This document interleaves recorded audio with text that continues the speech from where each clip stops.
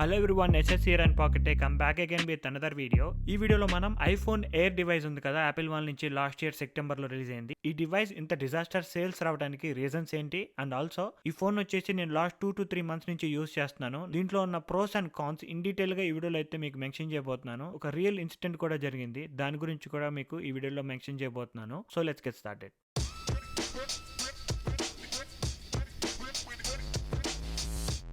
2025లో release అయిన iPhone sales చూసుకుంటే మీకు iPhone air is the least sold one. ఎంత డిజాస్టర్ సేల్స్ అంటే యాపిల్ వాళ్ళు 80% ఆఫ్ మ్యానుఫ్యాక్చరింగ్ ని ఆపేశారు.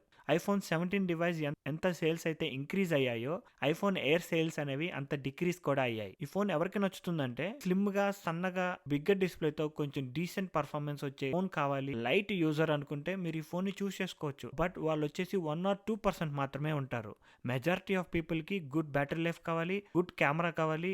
డిస్ప్లే అండ్ డిజైన్ తో అయితే అందరికీ నచ్చాలని లేదు. డివైస్ ఫెయిల్ అవడానికి ఫస్ట్ రీజన్ వచ్చేసి దీని చిప్ సెట్ మాత్రమే. A19 ప్రో చిప్ సెట్ ఇచ్చారు. ప్రో చిప్ సెట్ కాబట్టి ప్రో పర్ఫార్మెన్స్ ఉంటుంది అనుకుంటారు. ఈ ఫోన్ డిజైన్ వల్ల A19 ప్రో చిప్ సెట్ ఇచ్చినప్పటికీ చిప్ సెట్ అనేది థ్రాటిల్ అవుతుంది. అండ్ ఆల్సో చిప్ సెట్ అనేది కొంచెం కాన్ఫిగరేట్ చేశారు. 6 కోర్ CPU ఇచ్చినప్పటికీ 5 కోర్ GPU మాత్రమే ఉంటుంది. 12 GB ర్యామ్ ఇచ్చినప్పటికీ హీటింగ్ ఇష్యూస్ అనేవి ఉంటాయి. ఈ ఫోన్ యూస్ చేసుకొని మీరు ఒక 20 minutes గేమ్ ఆడారనుకోండి, ఈ టాప్ ఏరియా మొత్తం, కెమెరా ప్లాటో ఏరియా మొత్తం హీట్ అయిపోతుంది. నేను ఈవెన్ ఐఫోన్ 17 తో అయితే ఈ ఫోన్ ని గీక్ బెంచ్ కోర్స్ రన్ చేశాను. ఐఫోన్ 17 తో ఈక్వల్ గా ఉంది. అది వచ్చేసి 80,000 దగ్గర ఉంటే ఐఫోన్ ఎయిర్ వచ్చేసి మనకి 1,20,000 రూపీస్ దగ్గర ఉంది. నంబర్స్ వైజ్ గా చూసుకుంటే A19 ప్రో చిప్ సెట్ ఉంది, బట్ పర్ఫార్మెన్స్ ఏమో ఐఫోన్ 17 లా ఇస్తుంది. నార్మల్ యూజర్కి అయితే మీకు పర్ఫార్మెన్స్ డిఫరెన్స్ అంతగా తెలియదు. ఐఫోన్ 17 అయినా బాగానే ఉంటుంది, ఐఫోన్ ఎయిర్ అయినా బాగానే ఉంటుంది. హెవీ పర్ఫార్మెన్స్ వచ్చినప్పుడు రెండు డివైసెస్ సిమిలర్ గా పర్ఫార్మ్ చేస్తాయి. సెకండ్ రీజన్ వచ్చేసి దీని cameras. So back side camera చూసుకుంటే వైడ్ యాంగిల్ కెమెరా ఇచ్చారు, 48 మెగాపిక్సెల్, వెరీ గుడ్.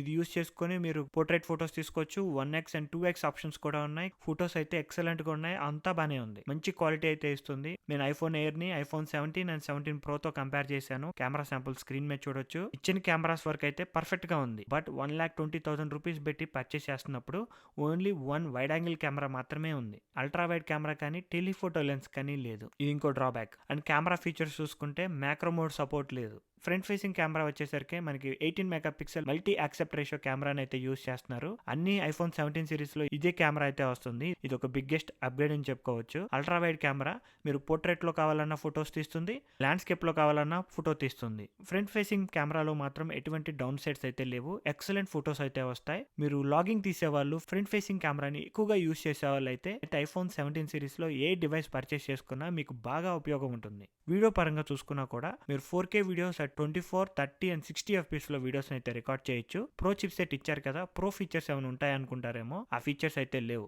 యాపిల్ రా ఫీచర్స్ కానీ 4K at 120 FPS ఫీచర్స్ కానీ అయితే మనకి ఐఫోన్ ఎయిర్ లో అయితే లేవు. థర్డ్ రీజన్ వచ్చేసి ఇదైతే రియల్ ఎక్స్పీరియన్స్. నేను ఐఫోన్ 17 సిరీస్ 4 డివైజెస్ ని పర్చేస్ చేసి యూస్ చేస్తున్నప్పుడు నన్ను కొంతమంది వచ్చి, బ్రో ఏ ఫోన్ కొనమంటావు ఐఫోన్ 17 సిరీస్ లో? నా యూసేజ్ వచ్చేసి వెరీ లైట్ యూసేజ్, నాకు బరువు ఫోన్ వద్దు, పెద్ద ఫోన్ వద్దు, 17 ప్రో చూస్ చేసుకోమంటావా, ఏది చూస్ చేసుకోమంటావా అని అడిగారు. నేను అన్నాను, ఆ బ్రో యూసేజ్ కి జస్ట్ కాల్స్ లిఫ్ట్ చేస్తారు, ఆఫీస్ వీడియో కాల్స్ తీసుకుంటారు, very light usage. Air device అనేది కొత్తగా వచ్చింది బ్రో, ఈ డివైస్ చూడండి, నచ్చితే కొనుక్కోండి అని చెప్పాను. ఆల్మోస్ట్ ఆల్ 1 month యూస్ చేసిన తర్వాత ఆ బ్రోకి వచ్చిన బిగ్గెస్ట్ ప్రాబ్లమ్ ఈ స్పీకర్ క్వాలిటీ దగ్గర ఇష్యూ.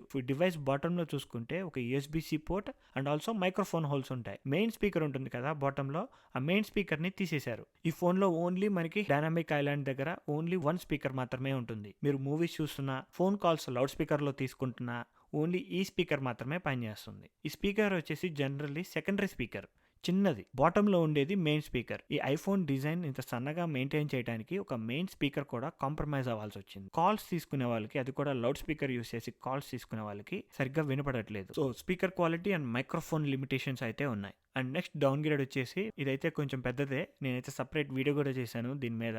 Battery life. ఈ డివైస్ లో 3149 mAh బ్యాటరీ సైజ్ అయితే యూస్ చేస్తున్నారు. మీరు వెనకాల ఈ డివైస్ కనుక చూస్తే మొత్తం బ్యాటరీ ఉంటుంది. ఈ పైన కెమెరా ప్లాటోలో మాత్రమే కాంపోనెంట్స్ ఉంటాయి, లైక్ చిప్ సెట్, కెమెరా. ఈ ఫోన్ లో ఉన్న కాంపోనెంట్స్ మొత్తం ఈ టాప్ ఏరియాలోనే ఉంటాయి. వెరీ లైట్ యూస్ చేసినా కూడా 5.5 hours to 6 hours మాత్రమే యూసేజ్ వచ్చింది. మీరు హెవీ యూజర్ అనుకోండి, 3 to 4 hours మాత్రమే వస్తుంది. మనకి ఐఫోన్ 17 అండ్ ప్రో మోడల్స్ అన్ని 30 minutes ఛార్జ్ అవ్వడానికి ఓన్లీ 20 మినిట్సే పడుతుంది. కొంచెం ఛార్జింగ్ స్పీడ్స్ అనేవి ఇంక్రీజ్ చేశారు. బట్ ఐఫోన్ ఎయిర్ వచ్చేసి 50% రావడానికి 30 మినిట్స్ పడుతుంది. కొంచెం స్లోగా ఛార్జ్ అవుతుంది. చిన్న బ్యాటరీ కాబట్టి that's okay. And 20 watts MagSafe charging. General గా 25 వాట్స్ ఉండాలి. ఐఫోన్ 17 అండ్ 17 ప్రో డివైజెస్ అన్ని 25 వాట్స్ దగ్గర వైర్లెస్ మ్యాక్సేఫ్ సపోర్ట్ ఉంది. బట్ ఐఫోన్ ఎయిర్ లో ఓన్లీ 20 వాట్స్ మాత్రమే ఉంటుంది. And 4.5 watts reverse wire charging కూడా ఉంది. దీనికే పవర్ కావాలి, దీని నుంచి ఎవరు పవర్ తీసుకోరు. సో ఆ ఫీచర్ ఉన్నా మీరు పెద్దగా యూస్ చేసుకోలేరు. అండ్ నెక్స్ట్ వచ్చేసి ప్రైస్. సో 1,20,000 రూపీస్ కి మీకు సింగిల్ కెమెరాతో వస్తుంది, సింగిల్ స్పీకర్ తో వస్తుంది, చిన్న బ్యాటరీ,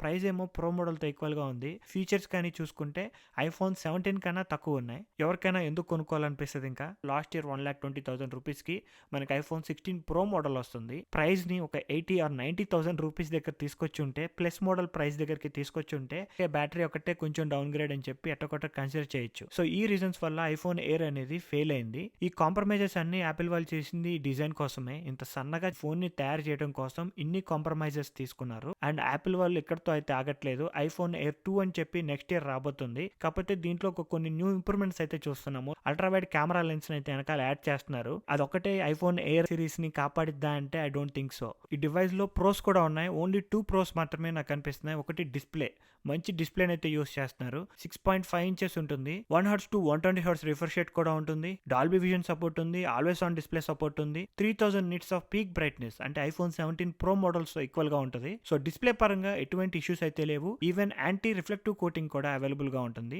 అండ్ ఆల్సో దీని డిజైన్ అండ్ వెయిట్. ఈ ఫోన్ జస్ట్ 165 గ్రామ్స్ మాత్రమే ఉంటుంది. ఒక్కసారి మీరు కనుక ఈ ఫోన్ ని పట్టుకున్నారనుకోండి హ్యాండ్ తో, చాలా లైట్ ఫీలింగ్ అయితే ఉంది. టైటానియం ఫ్రేమ్ తో వస్తుంది విత్ గ్రేడ్ 5. ఫ్రంట్ సైడ్ చూసుకుంటే సెరామిక్ షీల్డ్ 2 సపోర్ట్ ఉంటుంది. బ్యాక్ సైడ్ వచ్చేసి సెరామిక్ షీల్డ్ సపోర్ట్ ఉంది. Premium build quality, creative thinking అయితే మెచ్చుకోవచ్చు. ఇదైతే నా పర్సనల్ ఒపీనియన్. మీ ఒపీనియన్ ఏంటో let me know in the comment section below. మీకు కనుక ఈ వీడియో నచ్చినట్టయితే ప్లీజ్ లైక్ అండ్ షేర్. ఇలాంటి మరిన్ని వీడియోస్ చూడాలి అనుకుంటే please subscribe to pocket tech.